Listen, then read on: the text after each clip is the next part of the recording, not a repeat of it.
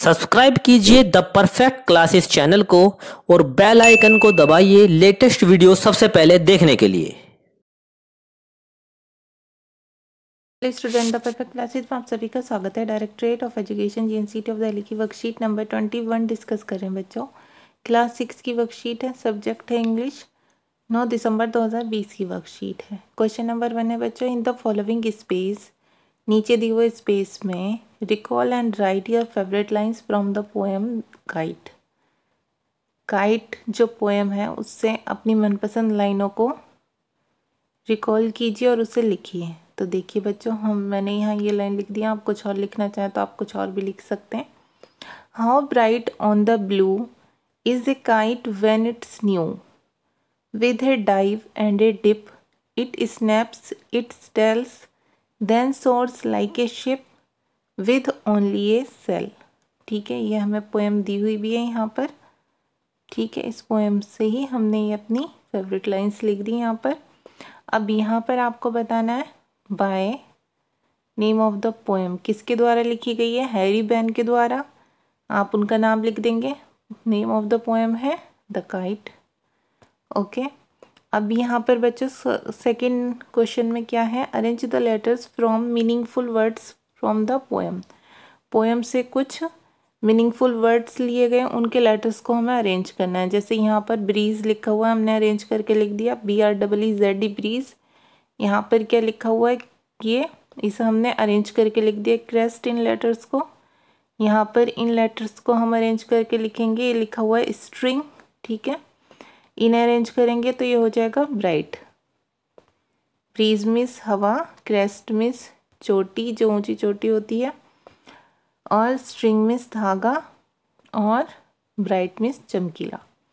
अब देखिए question number 3 है बच्चों, read the stanza from the poem. Poem के ये स्टैंजा पढ़िए एंड आंसर द क्वेश्चन, और क्वेश्चंस के आंसर दे दीजिए। That follow in complete sentences taking the hints provided, और यहाँ पर इनके हिंट्स दिए हुए हैं, आप इनको लेकर भी अपने सेंटेंस को कंप्लीट कर सकते हैं। तो पोएम देख लेते हैं बच्चों। पोएम ये है ना। आप क्वेश्चन आंसर कर लेते हैं। देखिए क्वेश्चन नंबर 1 है आपका, यहाँ से देखेंगे वेयर इज काइट, पतंग कहाँ है। तो इसका आंसर होगा the kite is in the sky, पतंग आसमान में है। ठीक है, यहाँ से हमने स्काई हिंट ले लिया।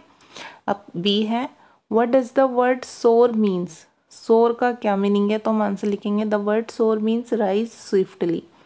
सोर शब्द का अर्थ है कि तेजी से ऊपर उठना, स्विफ्टली मीन्स तेजी से, राइज मीन्स उठना। ठीक है, अच्छा अब क्वेश्चन नंबर 3 है, व्हाट डज द काइट सोर, why does the kite soar high, पतंग ऊपर क्यों जाती है।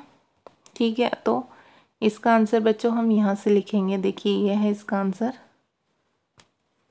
Answer 3, the kite soar high due to the power of the wind. पतंग हवा की शक्ति के कारण ऊपर जाती है, मतलब पवन की जो शक्ति होती है उसके कारण, वायु की शक्ति के कारण। क्वेश्चन नंबर 4 है, what happens when the winds fall, क्या होता है जब हवा गिर जाती है, मतलब कम होती है हवा आसमान में। तो आंसर नंबर 4 हम लिखेंगे as the wind falls kite seems to rest for a while. जैसे ही हवा कम होती है तो पतंग कुछ समय के लिए आराम करती हुई दिखाई पड़ती है। ठीक है, अब क्वेश्चन नंबर 5 है last, state a pair A rhyming words in the given stanza. Stanza जो दिया गया हमें पोएम के, उसमें से हमें राइमिंग वर्ड्स लिखने हैं। तो हम लिख देंगे ब्लू का न्यू, शिप का डिप, टेल का सेल, टाइट्स का राइट्स, क्रेस्ट का रेस्ट। ये 5 पेयर हो गए। ठीक है, राइमिंग वर्ड्स के। तो ये आपकी वर्कशीट सॉल्व हो गई है स्टूडेंट्स। अगर आपको मेरी वीडियो पसंद आई है तो प्लीज़ मेरी वीडियो को लाइक कीजिए, शेयर कीजिए और हमारे चैनल को सब्सक्राइब कीजिए। Thanks for watching.